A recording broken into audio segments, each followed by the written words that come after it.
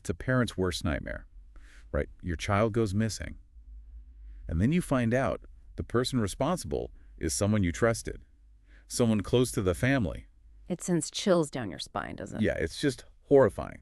And that's the reality we're grappling with in the Madeline Sato case. There are so many layers to this case, and the more we learn, the more disturbing it becomes. Right, like the emerging evidence that suggests Madeline's mother, Jennifer, may have known about the abuse. And potentially chose to ignore it. Yeah, it's almost unfathomable to think a mother could turn a blind eye to such horrific acts against her own child.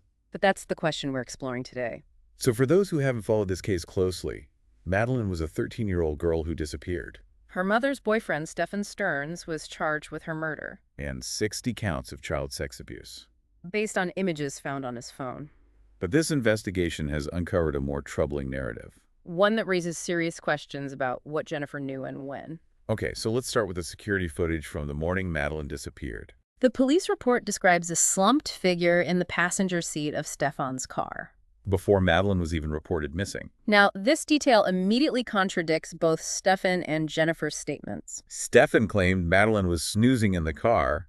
But the police report uses the term slumped over, which doesn't quite fit the image of a peacefully sleeping child. Especially when you consider the context of the abuse we now know was happening. It paints a much more sinister picture, doesn't it? Absolutely. Yeah. And then there are Jennifer's statements to investigators. She claimed it was normal for Stefan and Madeline to sleep together. Even without her present. That's a red flag right there. A huge one. It just doesn't sit right. And when detectives showed Jennifer a picture of Stefan abusing Madeline, her reaction was even more alarming. She didn't want to believe it. Claimed not to recognize anything in the photo. It's like she was in denial. Desperately clinging to some version of reality where this abuse wasn't happening. Denial is a powerful coping mechanism, especially when faced with something as horrific as this, But in this case, it raises serious questions about Jennifer's complicity. whether intentional or not. And we can't forget Stefan's attempts to downplay the abuse. He told investigators that Madeline was the one who wanted to share a bed. That she always needed human contact when going to sleep. Tried to portray it as innocent snuggling, It's a classic tactic used by abusers. manipulating the narrative to shift blame and minimize their actions, It's truly disturbing how they groom not only their victims, but also the people around them. creating this web of manipulation and secrecy that allows the abuse to continue. And that's why this case is so important. It's a stark reminder that we need to be vigilant. To pay attention to the warning signs and be willing to challenge those who try to downplay or dismiss abuse.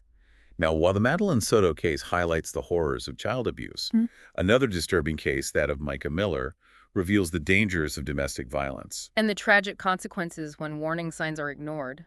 Micah, a young woman trapped in a troubled relationship, tragically took her own life. And Robbie Harvey, a reporter who's been closely following this case, has raised serious concerns about the Sheriff's Department's handling of the investigation.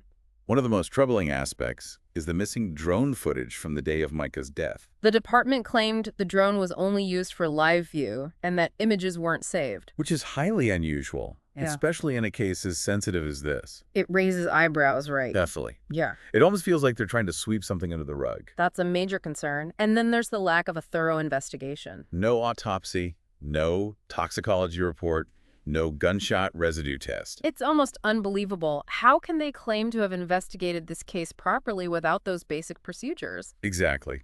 It raises serious questions about their commitment to uncovering the truth. And the fact that Micah's boyfriend, JP, allegedly pressured her family to agree to cremation before they could even see her body adds another layer of suspicion. Oh my gosh.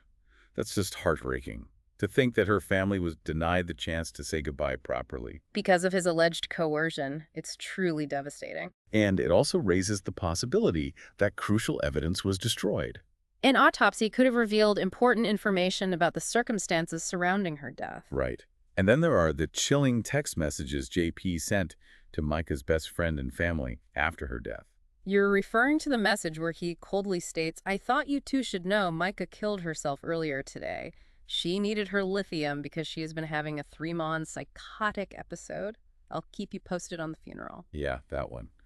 The lack of empathy, the almost clinical detachment in those words is incredibly disturbing. It's like he's trying to distance himself from any responsibility for her death. And in messages to Micah's family, he goes even further, attempting to shift the blame and accusing them of contributing to her death. Like the one where he writes, "This is what happens when you try to encourage someone to divorce the person that they love, and when you tell them that they don't need medicine and that they're not ill when they really are. Good job, Francis family." It's just a blatant attempt to manipulate the narrative. To paint himself as the victim and deflect any accountability for his own actions. It's truly tragic. And sadly, this case is not an isolated incident, It's a stark reminder that domestic violence is a serious issue. and that the perpetrators often use manipulation and control to silence their victims and evade responsibility.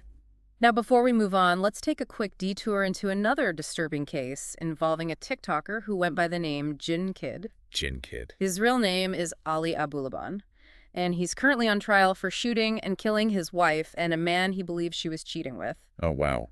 This case is just another example of how complex these situations can be. Absolutely. It offers a glimpse into the complexities of domestic violence, mental health, and the role social media plays in our lives. The prosecution has presented a chilling narrative, highlighting Abulaban's controlling behavior, his history of verbal and physical abuse, and his struggles with cocaine addiction. Abulaban, however, has offered a different perspective during his testimony. Really? What has he said? He claims his wife was the one who insisted on moving to San Diego, where her friends introduced them to a party lifestyle that fueled his drug use. And exacerbated his mental health problems, Right. He's even alleging that his wife was physically abusive toward him. saying she punched him in the face 3 times while he was sleeping. It's important to remember that we're hearing two very different accounts of the events leading up to the murders. While Abulaban's defense attempts to shift the blame and portray him as a victim of circumstance, the evidence against him is significant. He admitted to installing a spy app on his daughter's iPad to monitor his wife's activities. And he confessed to shooting both victims in a fit of rage. There are also the disturbing internet searches found on his computer. Oh, like what? Queries for chopped bodies and decapitated head cartel graphics. Wow, those searches, while not direct evidence of the crime, provide a chilling glimpse into Abulaban's state of mind in the days leading up to the murders. This case is a complex one, and the trial is still ongoing. However, it raises important questions about the dangers of unchecked jealousy, possessiveness. And the devastating consequences of domestic violence. And it also highlights the potential for social media to mask a darker reality. Right. Abulaban's TikTok presence showcased a seemingly happy family life. Which contrasts sharply with the violence and turmoil revealed during his trial. It's a reminder that things aren't always what they seem. Exactly. Okay, so we've covered a lot of ground here, but I think it's clear that these cases are incredibly complex and multifaceted. They raise so many questions about abuse, manipulation, and the systems that are supposed to protect the vulnerable. Yeah, and we're just scratching the surface here. We'll delve deeper into these cases in the second part of our deep dive. Exploring the ethical implications of profiting from tragedy and examining the societal factors that contribute to these heartbreaking events. If you find these discussions insightful, be sure to subscribe for more thought-provoking explorations into complex topics. We'll be back after a short break. It's just a sad reality that after these tragedies happen, some people, they see a chance to make money. It's awful. Yeah, like vultures circling, waiting to swoop in and exploit the pain of the families involved. Exactly. And we saw this in both the Micah Miller and Madeline Sato cases. In Micah's case, people were offering the family money for the rights to their story I can't believe it. while they were still grieving the loss of their daughter. It's just hard to comprehend how anyone could be so callous Yeah. to see a family's grief as a way to make a quick buck. Yeah, it's a disturbing lack of empathy. A willingness to exploit tragedy for personal gain. And this kind of exploitation, it's not limited to true crime documentaries or news specials either. Right. Remember the case of Jin Kid, the TikToker charged with murdering his wife? Oh yeah, Ali Abulaban. His case also highlights the potential for exploitation in the digital age. Yeah, he had a huge following on TikTok. And now with his trial, it's attracting even more attention. It's a media frenzy. All these outlets are competing for the most sensational details and the most exclusive interviews. And in this digital landscape, the lines between responsible journalism and entertainment, they get really blurry. You're right. The constant chase for clicks and views can lead to a real thirst for sensationalism. Which often overshadows the need for sensitivity and respect for the victims and their families. Exactly. It's a tough balance, isn't it? There's a public interest in these cases for sure. People want to understand the complexities of crime and the human stories, but we have to be mindful of the potential for exploitation. We can't just turn tragedy into a spectacle for mass consumption. Right. We have to be Yeah. careful as consumers of true crime content. We have a responsibility to be discerning. To question the motivations behind the stories we're engaging with. Yeah. Are we contributing to the problem by consuming content that profits from others' pain? Are we supporting a system that rewards those who exploit tragedy? Those are the questions we need to ask ourselves. And these questions lead us to a bigger discussion about how we as a society can address the root causes of these tragedies. And work towards preventing them from happening in the first place. Okay, so we've been unpacking these individual cases. But as you said, it's important to zoom out and look at the bigger picture. Absolutely. So what are some of the underlying societal issues that contribute to these kinds of tragedies? There's a lack of awareness and education surrounding these issues, For sure. particularly when it comes to child sexual abuse, domestic violence, and mental health. These are tough topics, And they're often shrouded in silence. which allows perpetrators to operate unchecked. Exactly. That silence can be incredibly damaging. Like in Madeline's case, where there are indications her mother may have been aware of the abuse but chose to ignore it. It's heartbreaking. Why do you think that happens? Well, societal norms and power dynamics can play a big role. How so? There's this pressure to maintain a perfect family image, to avoid bringing shame or scandal. Even if it means sacrificing a child's safety. Exactly. It's like a collective denial, a refusal to acknowledge the suffering that's happening right in front of us. You said it. And that denial, it perpetuates the cycle of abuse. Then there's the issue of inadequate support systems for victims. Right. Resources for reporting abuse, accessing therapy, and escaping dangerous situations are often limited. Especially in marginalized communities. It's a huge problem, and even when victims do come forward, They face disbelief and victim blaming. and a system that's often more focused on protecting the abuser than holding them accountable. Which is just wrong. Look at Micah's case. She told her family, "If I end up with a bullet in my head, it was John Paul." It's chilling. It's heartbreaking to think those warnings were ignored. And the investigation that followed, With its missing evidence and lack of thoroughness. it raises serious questions about whether justice was truly served. Yeah, it points to a systemic failure to protect those who are most vulnerable. Absolutely. So where do we go from here? How do we break this cycle of abuse and create a safer world? Well, it starts with education. We need to have open and honest conversations about these issues, starting in our homes and schools. Yes. We need to teach children about bodily autonomy, healthy relationships, and the importance of speaking up if something feels wrong. Right. We need to empower them to recognize and report abuse. And for adults. We need to foster a culture of belief and support for victims. Exactly. We need to challenge the stigma surrounding mental health issues and domestic violence. And make it clear that it's okay to ask for help. And that there are resources available for those who are struggling. We also need to advocate for stronger legal protections for victims, better funding for support services, and a justice system that prioritizes accountability. This isn't just about individual cases. This is about systemic change. Creating a society where abuse is not tolerated, where victims are believed and supported, and where perpetrators are held responsible for their actions. These cases, as tragic as they are, can be catalysts for that change. They force us to confront uncomfortable truths about our society and inspire us to work towards a future where these tragedies are less frequent, less acceptable, and ultimately a thing of the past. So we've been talking about these individual cases, but like you said, we need to zoom out and look at the bigger picture. Right. We need to look at those underlying societal issues that contribute to these kinds of tragedies. Yeah, for sure.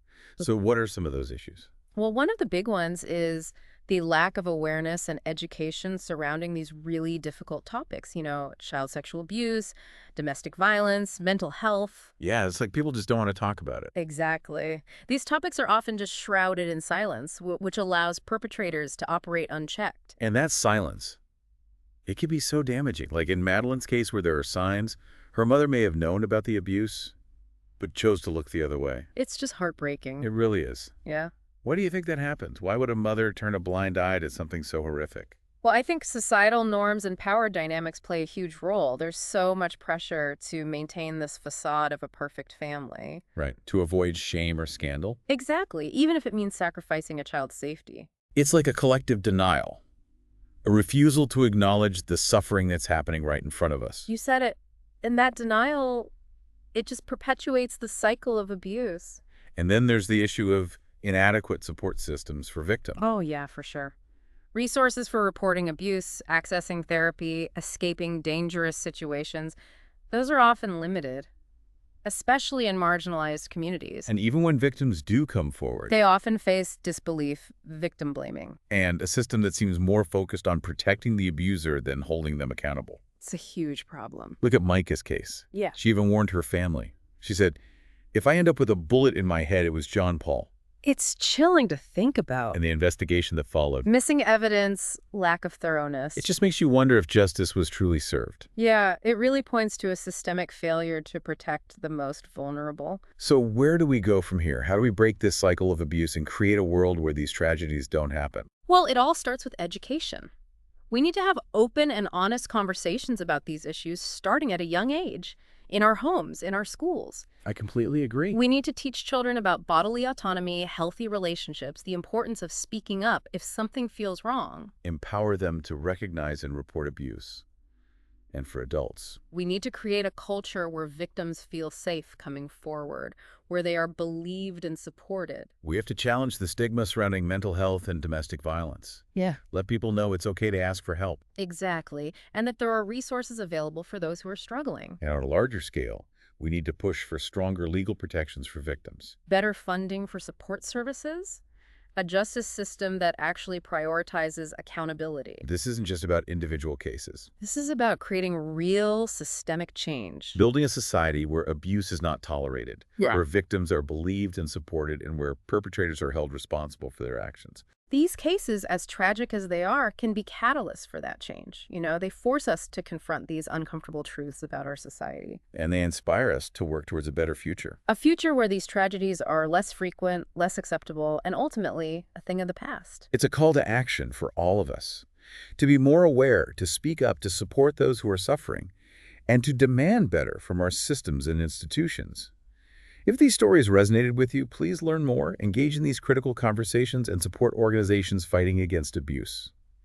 And of course, if you're looking for more deep dives into complex and thought-provoking topics, be sure to subscribe. Until next time, stay curious, stay informed, and stay engaged.